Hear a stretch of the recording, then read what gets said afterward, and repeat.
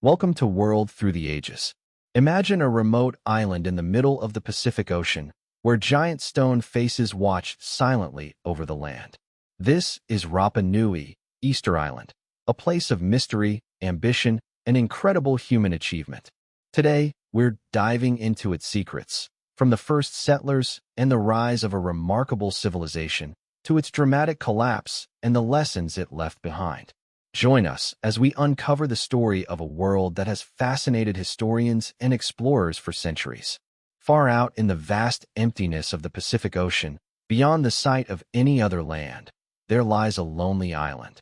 It is small, quiet, and surrounded by endless waves that break upon black volcanic shores. To some, it is a paradise; to others, a monument to human ambition. To the people who once lived here, it was the center of the world. They called it Rapa Nui. We call it Easter Island. Hundreds of stone faces rise from the earth. Silent giants, their features carved with care and precision, watching the land with unblinking eyes. They have stood for centuries, enduring storms, famine, war, and time itself. And yet, they say nothing. Who carved them? Why were they made? And what became of the people who gave them life? The story begins not here, but thousands of miles away, somewhere among the scattered islands of Polynesia. It begins with explorers, sailors, and dreamers who dared to follow the stars. The Polynesians were among the greatest navigators the world has ever known. Long before the invention of compasses or maps, they sailed vast distances guided only by nature. The color of the sea, the flight of birds, the pattern of waves, and the rhythm of the stars above. To them, the ocean was not a barrier, but a living pathway, a sacred realm connecting gods, ancestors, and the living. Generations before Rapa Nui was discovered, these voyagers had already conquered the Pacific. They settled in Samoa, Tonga, pushed them further into the unknown. Each island they found became both home and launching point for the next. And then, sometime between the 8th and 12th centuries, one group set sail into a part of the ocean no one had dared to cross. Their double-hulled canoes carried families, livestock, seeds, and dreams. They followed the stars, the winds, and something more, an ancient calling, a belief that they were chosen to find new land. Weeks turned into months. The sea tested them with storms and silence. But then, one dawn, the lookout saw it, a faint outline on the horizon, wrapped in mist. An island. They landed upon its black shores and found it rich with forests, birds, and fresh water. A paradise, untouched. They named it Rapa Nui. To these settlers, the island was a sacred gift. They believed the spirits of their ancestors had guided them here.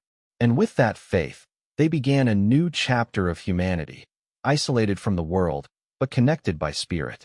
Over time, they divided the island into clans, each led by a chief descended from the legendary first king, Hotu Matui.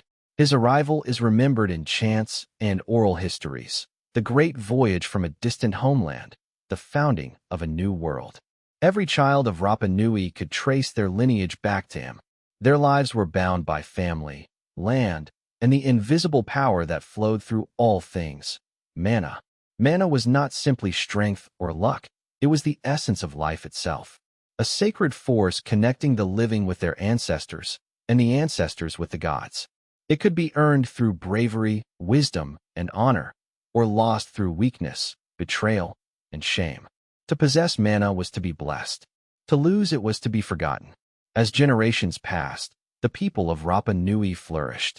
They grew sweet potatoes, taro, and bananas in fertile volcanic soil.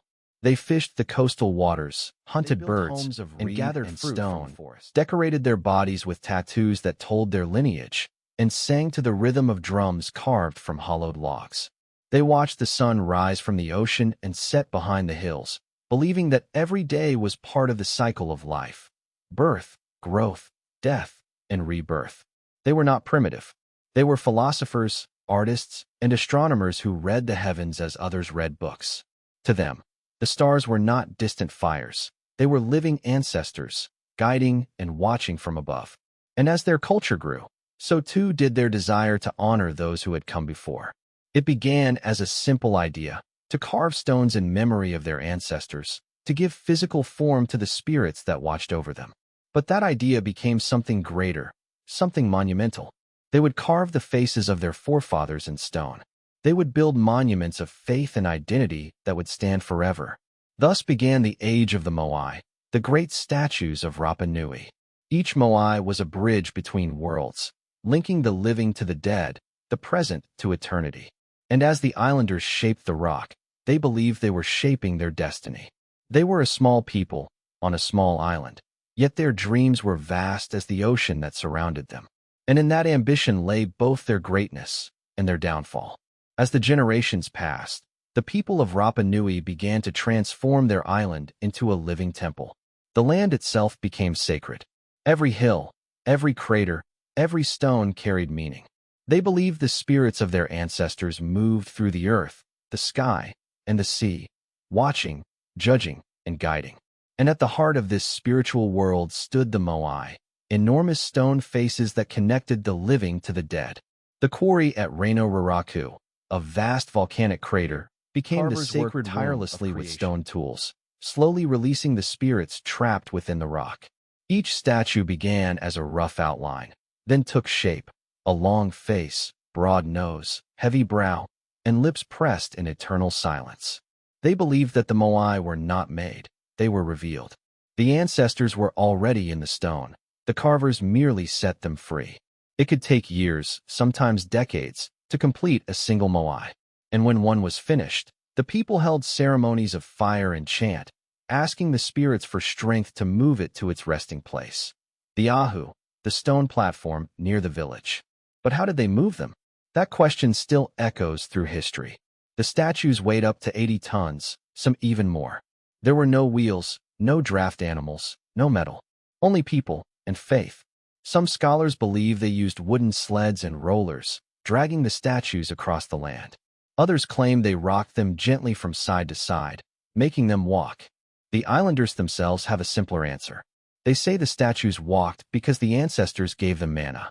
This belief wasn't superstition. It was the foundation of their world. Every tree, every drop of water, every living thing contained manna. To destroy it carelessly was to weaken the island. To honor it was to keep the balance. But soon, that balance began to shift. The Moai became more than symbols of faith. They became symbols of power. Each clan competed to build larger, more magnificent statues than their rivals. The size of the Moai reflected the strength and prestige of the chief who commanded it. The bigger the statue, the greater the manna, and the more respect the clan would receive. Rapa Nui, once united by belief, was now divided by ambition. Still, for centuries, the system held. The island thrived under a complex hierarchy. Priests guarded the secrets of the gods, and carvers, the Tangata Moai, were revered as keepers of divine craft. Villages surrounded their ahu, their platforms adorned with offerings of food, shells, and feathers. Every ceremony was an act of connection between people and their ancestors, between life and death. When a new Moai was raised, it was more than a sculpture. It was a birth. Drums echoed through the night as torches illuminated the face of the ancestor newly returned to watch over his descendants. The statue would then receive eyes made of white coral and black obsidian, a sacred moment.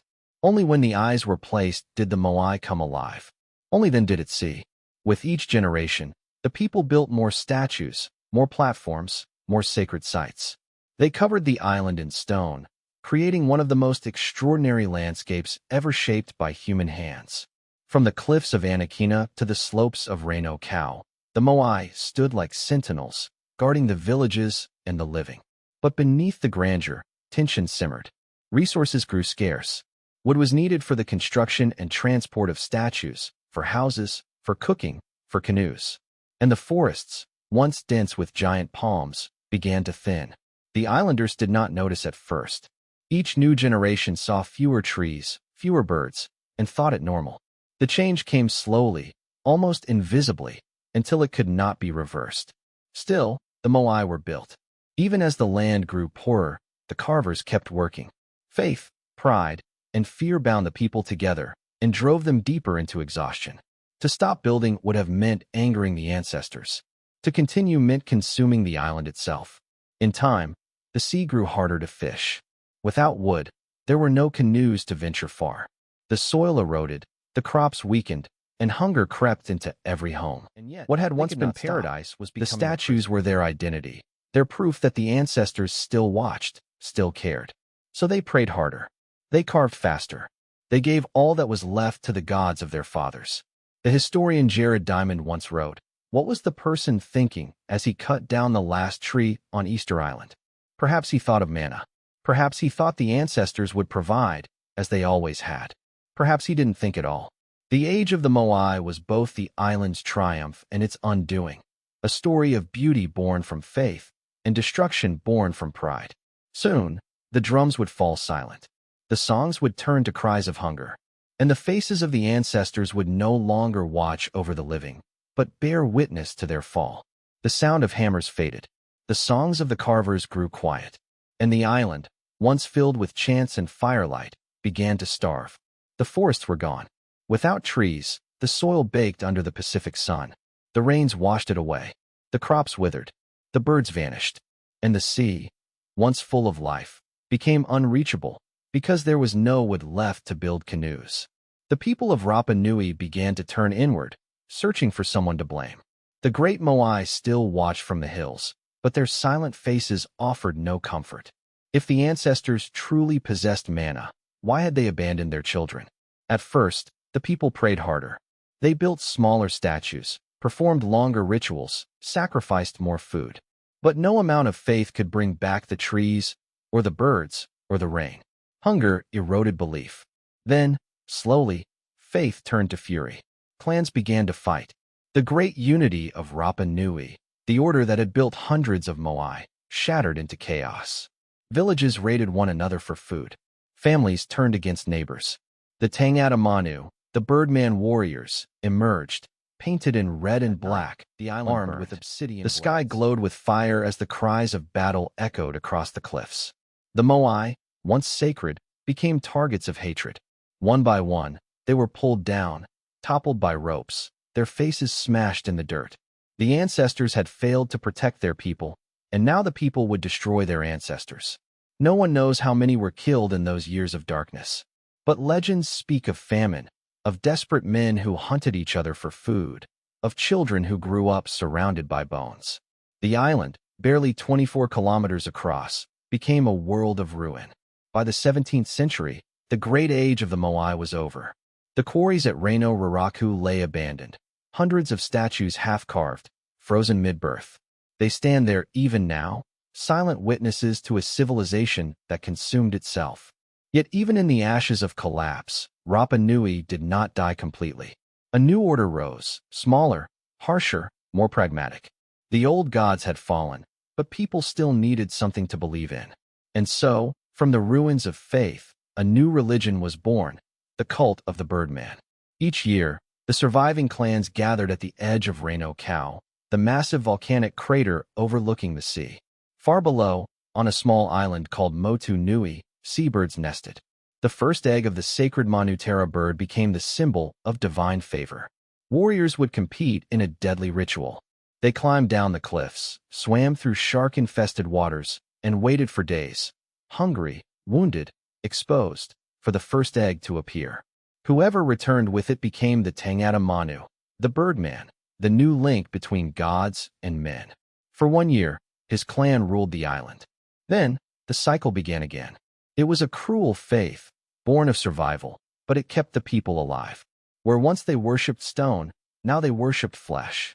The gods had changed, but the hunger for power. Europeans arrived in 1722, led by Dutch explorer Jacob Roggeveen. They found an island scarred and silent. The forests were gone. The Moai lay in ruins. The people were thin, wary, their eyes filled with centuries of loss. Roggeveen wrote that the islanders seemed timid yet proud, fearful yet curious. He could not have known that he was witnessing the final breath of an ancient world. For a brief moment, Rapa Nui's story might have ended there, an isolated tragedy, forgotten in the endless Pacific. But history was not finished with them. The next centuries would bring missionaries, slavers, and diseases from across the sea, forces far more devastating than hunger or war. The people who had once carved gods from stone would soon be fighting not for manna, but for survival itself. And in the shadow of their fallen statues, the island would face its darkest test yet, the arrival of the world beyond their shores. Today, the wind still blows across Rapa Nui. It sweeps over the cliffs, the beaches, the quarries, and the fallen Moai. It carries the memory of a people who lived, thrived, and vanished, but who never truly disappeared. The Moai stand, silent and unwavering. Some lean on the earth, broken, yet proud. Others rise from their ahu, restored by the hands of descendants who refuse to let history die. Their eyes, carved from coral and obsidian, seem to see everything.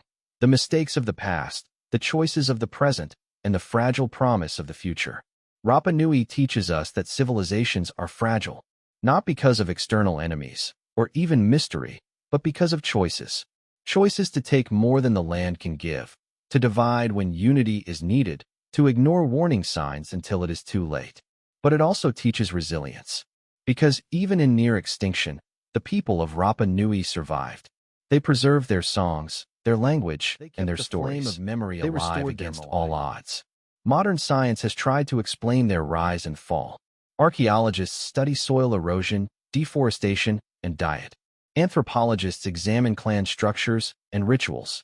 Astronomers chart the alignment of the Moai with the stars. But no chart, no measurement, no theory can capture the essence of what Rapa Nui truly represents. The human desire to connect, to create, to reach beyond ourselves, and the peril that comes when we forget to respect the world around us. Visitors today arrive with cameras and curiosity. They walk along the cliffs of Anakina, gaze up at the towering Moai, and wonder how such a thing could exist. Some leave offerings of flowers, coins, or shells. Some simply sit in silence, listening to the wind, imagining the chants, the drums, the laughter and tears of people long gone. And in that moment, Rapa Nui speaks. Not in words, not in writing, but in stone and in silence. It tells a story of ambition and humility, of pride and loss, of faith and consequence. It reminds us that the greatest monuments we leave behind are not always physical. They are the lessons etched in memory, the care we give to our world, the lives we touch, and the choices we make. The Moai are more than relics. They are teachers, guardians, and warnings. They ask us to look inward, to see what we might take for granted, and to understand that survival is not merely about endurance, but about balance. The story of Rapa Nui is a mirror for every civilization, past, present, and future. It whispers to us across the waves that greatness is fleeting without wisdom, that faith without respect leads to ruin, and that even in the darkest times, hope and memory can endure. And so the island waits. The Moai watch, and the wind carries the voice of the ancestors, telling us their story, warning us of our own. It is a lesson, eternal as stone, eternal as the sea, and eternal as the human spirit. Thank you for watching this journey through Rapa Nui on World Through the Ages. If you enjoyed exploring the secrets of Easter Island, don't forget to like this video, subscribe to the channel, and hit the notification bell so you never miss an adventure through history. Share your thoughts in the comments. Which ancient civilization should we explore next? The past has countless stories to tell, and we'll uncover them together.